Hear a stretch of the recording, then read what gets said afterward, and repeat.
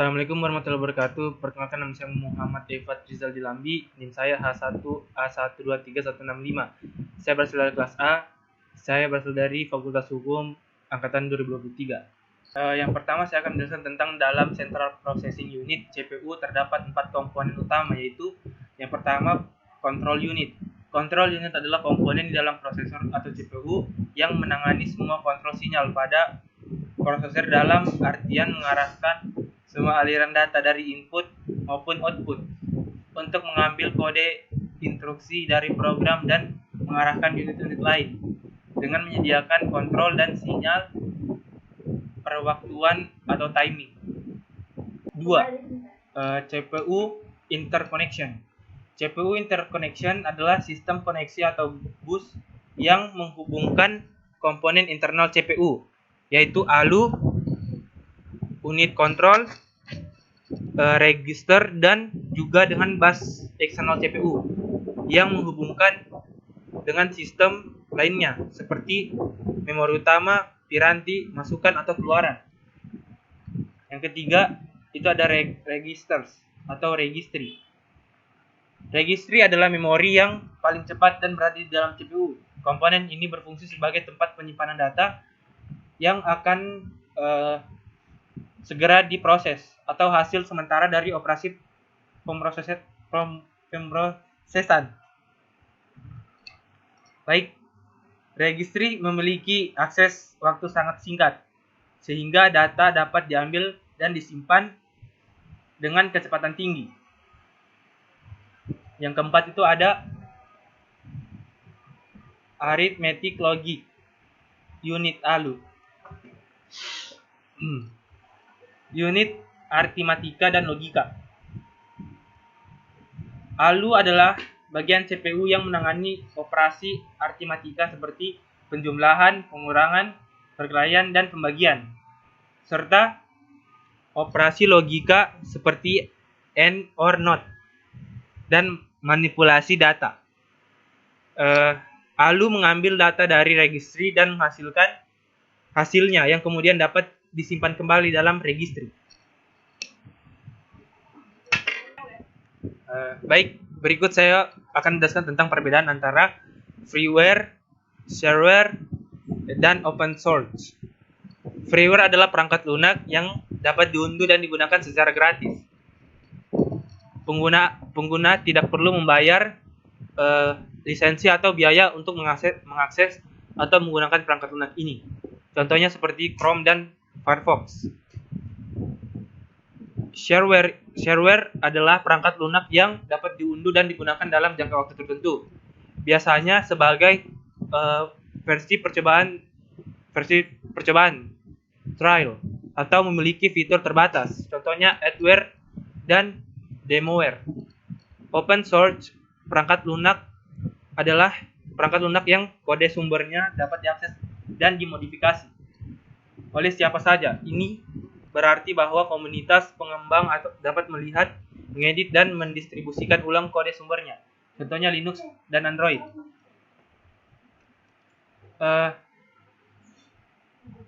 Berikut saya akan menjelaskan tentang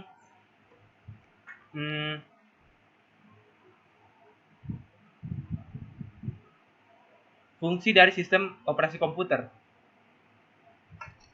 Sistem operasi komputer adalah perangkat lunak yang sangat penting dalam komputer karena memiliki beberapa fungsi utama yang krusial untuk mengelola dan menjalankan perangkat keras, serta memfasilitasi interaksi antara pengguna dan perangkat keras. Berikut adalah beberapa fungsi utama sistem operasi pada komputer.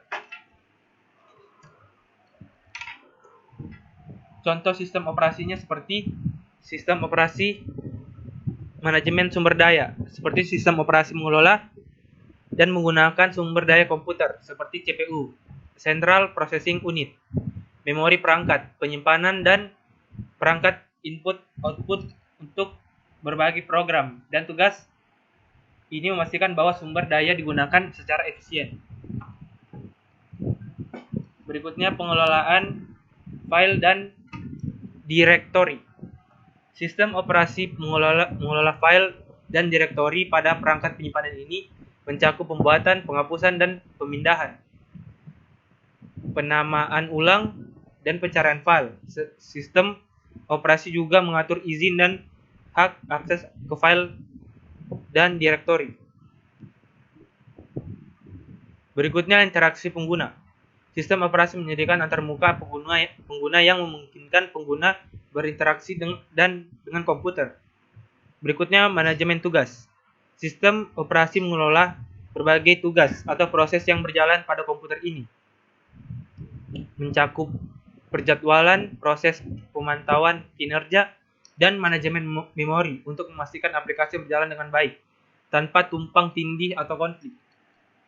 Berikutnya, keamanan. Sistem operasi memiliki peran penting dalam menjaga keamanan komputer. Ini mencakup pengaturan hak akses, autentikasi pengguna, enkripsi data, dan perlindungan dari ancaman seperti virus dan malware.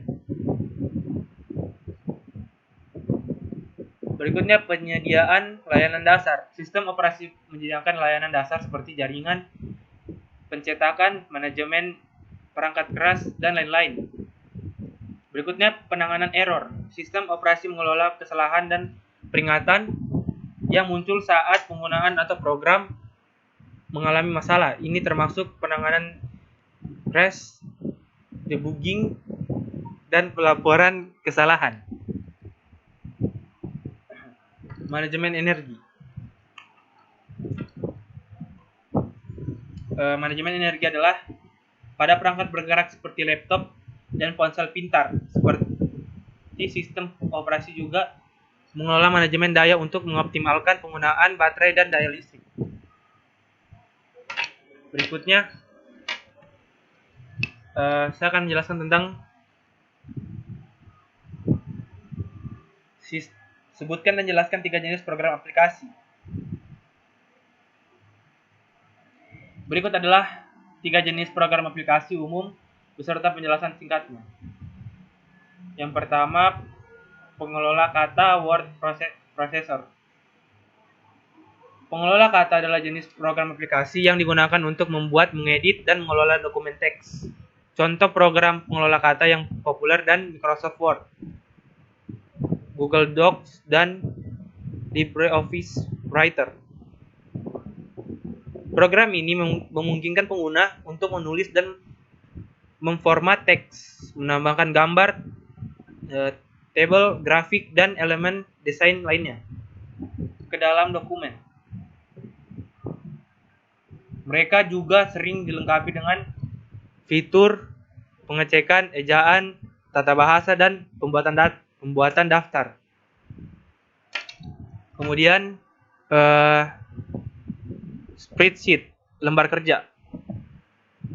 Program spreadsheet digunakan untuk membuat, mengorganisasi, dan menganalisis data dalam bentuk tabel.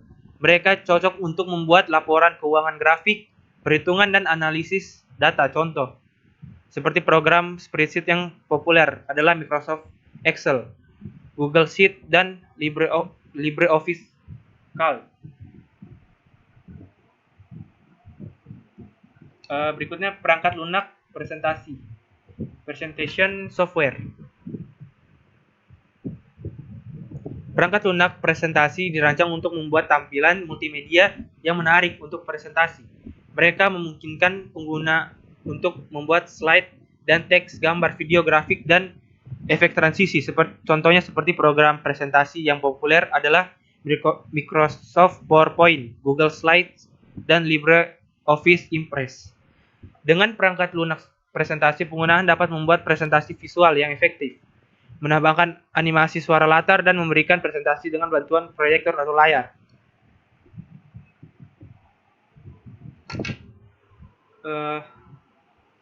Berikutnya saya akan menjelaskan bagaimana kerjasama antara prosesor, CPU, dan memori dalam mengelola data pada komputer.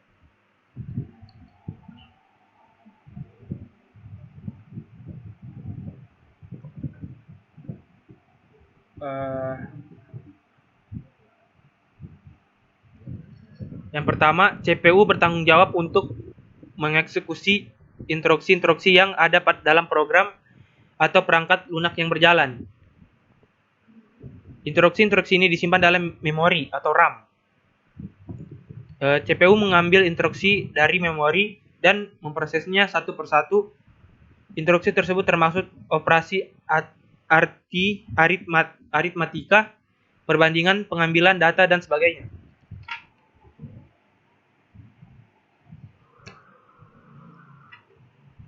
Cache. CPU biasanya memiliki cache tingkat kecil yang berfungsi sebagai memori cepat untuk menyimpan instruksi dan data yang sering digunakan. Data yang sering digunakan atau instruksi yang sedang dieksekusi dapat disimpan dalam cache, meminimalkan keterlambatan karena akses ke RAM yang lebih lambat. Yang ketiga, pengambilan data. Ketika CPU memerlukan data atau instruksi RAM, ia mengeluarkan permintaan kepada memori untuk mengambil data yang diperlukan. Memori mengambil data dari lokasi yang sesuai dalam RAM dan mengirimkannya kembali ke CPU. Yang keempat, penggunaan register. Data yang diambil dalam RAM dapat sementara disimpan dalam register CPU yang merupakan